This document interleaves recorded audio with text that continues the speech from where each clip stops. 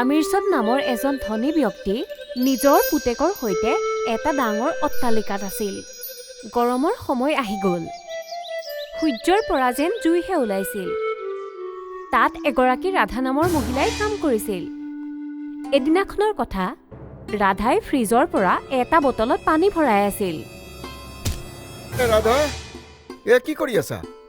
মালিক, গৰম বহুত। ছোৱালীজনীৰ পিয়াহ লাগিছে। ফ্ৰিজৰ পৰা অলপমান পানী ছোৱালীজনীৰ কাৰণে লৈ যাওঁ বুলি ভাবিছোঁ। মই কি তোমাৰ ঠিকা লৈ থৈছোঁ? কোনো পানী টানি নাপাবা। সেই সময়তেই তেওঁৰ পুত্ৰ প্ৰেমে মাত লগাইছিল। ৰাধা, মোক ফ্ৰিজৰ পৰা ক'ল্ড ড্ৰিংকছ এটা আনি দিয়াচোন। নিশ্চয় মালিক। প্ৰেমে অলপ ক'ল্ড ড্ৰিংকছ খাই বাকী থকাখিনি এনেকৈ থৈ যায়। মালিক, এয়া শীতল পানী। গৰম হৈ গ'ল। এতিয়া ইয়াৰ কি কৰোঁ? ফ্ৰিজৰ পৰা বৰফ লৈ আহা আৰু বেলেগ এটা ক'ল্ড ড্ৰিংকছ আনি দিয়া। তইতো জানই যে পানী মই ভাল নাপাওঁ। মই গৰমত অকল ক'ল্ড ড্ৰিংকছ খাই ভাল পাওঁ। কিন্তু মালিক, এয়া শীতল পানী কি কৰিম? এটা কাম কৰ, এইটো ছোৱালীজনীৰ কাৰণে লৈ যা।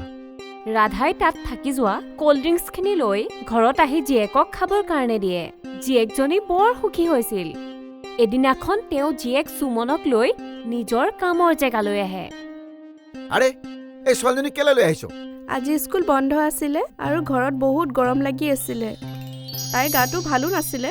সেইকাৰণে মই ভাবিলোঁ মোৰ লগতে লৈ যাওঁ। ভালে থাকিব। আপুনিতো জানেই, আমাৰ জুপুৰিটোত অকণমানো হাৱা বতাহ নোসোমায়। তাৰমানে তোৰ ছোৱালীৰ কাৰণে মই অনাথ আশ্ৰম খুলি ৰাখিছোঁ। তোমালোকৰ ল'ৰা ছোৱালী লৈ আহা ইয়ালৈ, কাৰণ এচিৰ সোৱাদ ল'ব। আমিৰচাঁদে তেওঁলোকক দুখীয়া বুলি অপমান কৰে আৰু তেতিয়াই তেওঁ ল'ৰা প্ৰেমে টিভিত কাৰ্টুন চাই আছিল। প্ৰেম, এপিনা। কি হ'ল দেউতা? তুমি আহি যোৱাচোন। মই এচিৰ অবিহনে বাহিৰলৈ যাব নোৱাৰোঁ। প্ৰেম, এপিনে আহ না, কিবা কাম আছে। আমিৰচাঁদে প্ৰেমক কয় যে তাত দুখীয়া মানুহৰ লগত নবহিবা আৰু তাক সকলো কথাখিনি বুজাই বঢ়াই দিলে। বাপু, এই দুখীয়া মানুহখিনি বৰ চালাক, বুজিছা? কাম কৰাৰ বাহানা লৈ আমি ধনী মানুহখিনিৰ ঘৰত এচিৰ সোৱাদ লয়।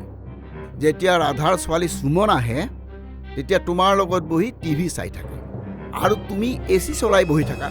তাইও এচিৰে মজা লয়। তাইক দৰমহাও দিওঁ আৰু এচিৰ সোৱাদো দিওঁ। এইটোতো ভুল হৈছে না? তেতিয়াহ'লে মই কি কৰোঁ? তুমি এনেকুৱা কৰা, যেতিয়া সুমন আহিব তেতিয়া এচি বন্ধ কৰি থবা। তুমি তোমাৰ ৰুমত এচি চলাই বহা। প্ৰেমে অমিৰচাঁদৰ কথাখিনি মানি লয় আৰু সুমন অহাৰ লগে লগেই ঘৰৰ এচিটো বন্ধ কৰি দিয়ে, যিটো কাৰণত সুমনে ঘৰৰ ভিতৰৰ গৰমতে খেলি থাকে। যেতিয়া তেওঁলোকৰ ঘৰলৈ যোৱাৰ সময় হয়, তেতিয়া চোকা ৰ'দ দি থাকে।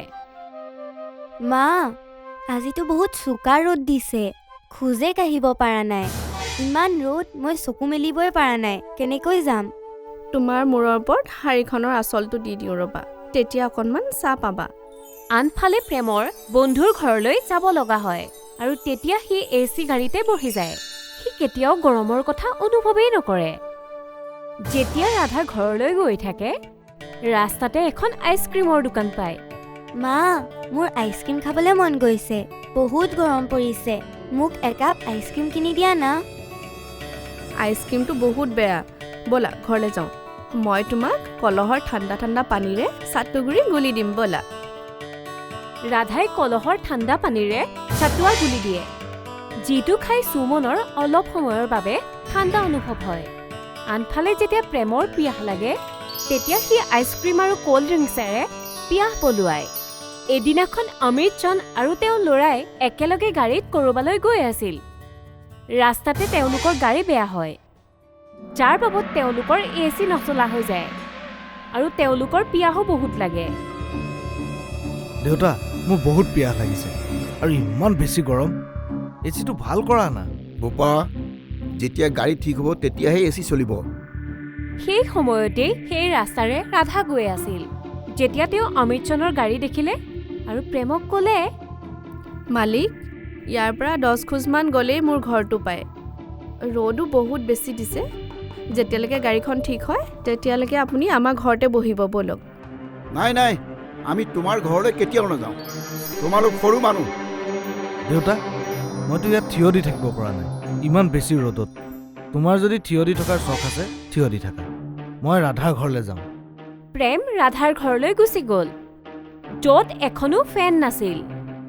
ৰাধাই প্ৰেমৰ বাবে চাট্টু বনাই লৈ আহে, যি খাই প্ৰেমে বৰ ভাল পালে আৰু বহুত শান্তি পালে। এই যে তুমি ঠাণ্ডা খোৱালা, এয়া বৰ সোৱাদৰ আছিল। এনেকুৱা ঠাণ্ডা মই কেতিয়াও খোৱা নাই। ক'ল্ড ড্ৰিংকছতো এনেকুৱা মজা নাই যিটো এই ঠাণ্ডাটোত আছে। কি নাম হয় ইয়াৰ? ইয়াকে চাটুগুৰি বুলি কয়। ঘৰৰ কলহৰ পানীৰে ইয়াক বনাইছে। প্ৰেম আৰু সুমনৰ কথাৰ মাজতেই তেওঁলোকৰ চালকজন আহি উপস্থিত হয় আৰু ঘৰলৈ যোৱাৰ কথা কয়। প্ৰেম ঘৰ গৈ পায় আৰু কিছু সময়ৰ পিছতে প্ৰেমৰ পেটত হঠাতে বিষ হ'বলৈ ধৰে। সি ডক্তৰৰ ওচৰলৈ যায়। মোৰ ল'ৰাটো কি হৈছে ডাক্তৰ চাহাব? তাৰ পেটত হঠাৎ বিষ কেনেকৈ হ'ল? ইয়াৰ পেটত ইনফেকশ্যন হৈছে। আজিৰ পৰা ইয়াক ফ্ৰিজৰ কোনো বস্তুৱেই দিব নালাগে, কিন্তু ঠাণ্ডা বস্তু দিব লাগিব। ডক্তৰ চাহেব, ফ্ৰিজ নহ'লে ইয়াক ঠাণ্ডা বস্তু কেনেকৈ দিম? অমিতজনে তেওঁৰ পুতেকক লৈ ঘৰলৈ আহে আৰু চিন্তিত হৈ বহি ৰয়। আচলতে তাক কি ঠাণ্ডা দিব লাগিব যে যিটো ফ্ৰিজত থকা নহয়। সি একো ভাবিবই পৰা নাছিলে আৰু যেতিয়াই ৰাধাই এই কথাষাৰ গম পালে, তাই নিজৰ ঘৰৰ পৰা সদায় চাট্টু বনাই প্ৰেমৰ বাবে লৈ আহিছিল আৰু এদিনাখন অমিতজনে সেয়া দেখা পায়। ৰাধা, কি খুৱাই আছা মোৰ ল'ৰাক? চাওঁ দেখুৱাচোন। মালিক, শীতল পানী। এই ঠাণ্ডা নাখাব মোৰ ল'ৰাই, এইটো যাতা বস্তু। মালিক, যিমানেই ঠাণ্ডা ফল আৰু চাটুগুৰি খায়, মালিক সিমান সোনকালে ঠিক হৈ যাব। এই ফাল্টু বস্তু তোমালোকে খোৱা। মই তাক ভাল ডাক্তৰৰ ওচৰলৈ লৈ গৈ আছোঁ। অমিতজনে প্ৰেমক আন এজন ডক্তৰৰ ওচৰত দেখুৱাবলৈ নিলে আৰু ঔষধৰ চিকিৎসা চলায়ে থাকিল। কিন্তু প্ৰেমৰ ৰাধাই বনোৱা চাট্টুৱে পচন্দ লাগিছিল। সি সেয়া সদায় খাইছিলে আৰু ফলৰ ৰসো খাইছিলে, যিটো কাৰণত প্ৰেম ঠিক হৈ হৈ গৈ আছিল। দেখিছা, মই ভাল ডাক্তৰৰ হতুৱাই চিকিৎসা কৰাৰো বাবে সি এতিয়া সুস্থ হৈ উঠিল। আগৰ ডাক্তৰটোৱে ফাল্টু কথা কৈ আছিল। নহয় দেউতা, মোৰ শৰীৰটো ৰাধাই বনোৱা চাট্টু খাইহে ভাল হৈছে। তাই মোক সদায় তাজা তাজা ফলৰ ৰস আৰু চাট্টু বনাই দিছিলে। মইতো ঔষধ খোৱাই নাই। গোটেই ঔষধবোৰ আলমাৰীতে পৰি আছে। এতিয়া মই ফ্ৰিজত থকা বস্তুবোৰ ভাল নাপাওঁ। মইতো কলহৰ পানীহে এতিয়া সোৱাদ পাওঁ। তই কেনেকুৱা কথা কৈছ? হয়তো ৰাধাই তোক বিপথে নিছে। দেউতা, তুমিও এবাৰ এই চাট্টুটো খাইছো। তুমিও সেই দামী দামী ক'ল্ড ড্ৰিংকছবোৰ খোৱা এৰি দিবা। অমিতজনেও সেই চাট্টু খাই চাইছিল যে এইটো সঁচাকৈ কলহৰ পানীৰে বনোৱা চাট্টু খাবলৈ বহুত সোৱাদৰ আছিল। তাৰ পিছত অমিতজনৰ নিজৰ ভুলৰ উপলব্ধি হয়। ৰাধা, মোক ক্ষমা কৰি দিয়া। মই তোমাৰ লগত বহুত বেয়া ব্যৱহাৰ কৰিলোঁ। তোমাক এচিড বহিবলৈ দিয়া নাই, ঠাণ্ডা পানী খাবলৈ দিয়া নাই। তথাপিও তুমি প্ৰেমক শুশ্ৰূষা কৰিলা আৰু তাক সুস্থ কৰিলা। মালিক, মোক AC হাৱাৰ প্ৰয়োজন নাই আৰু ফ্ৰিজৰ শীতল পানীও। আমিতো বিশুদ্ধ খোৱা পানী মানুহ আৰু আমি প্ৰকৃতিৰ বতাহ খোৱা মানুহ। আমাৰ কাৰণে যদি জোৰছে বতাহ বলে, সেয়াই আমাৰ কাৰণে AC। আৰু ঘৰৰ কলৰ পানীখিনি আমাৰ ফ্ৰিজৰ পানী। ৰাধা, তুমি সঁচাই মোক জ্ঞান দিলা। আজিৰ পৰা তুমি মোৰ ঘৰত যিমান ইচ্ছা এচিৰ সোৱাদ লোৱা আৰু যিমান ফ্ৰিজৰ পানী খোৱা, মই তোমাক কেতিয়াও বাধা নিদিওঁ। আৰু শুনা, সুমনকো তুমি ইয়ালৈ আনিব পাৰা আৰু মই সুমনক মোৰ নিজৰ ছোৱালীৰ দৰে মৰম কৰিম। মই পাহৰি গৈছিলোঁ, আৰু দুখীয়া সকলো মানুহেই হয়, তেওঁলোককো সকলো বস্তুৰ সুবিধা দিব লাগে।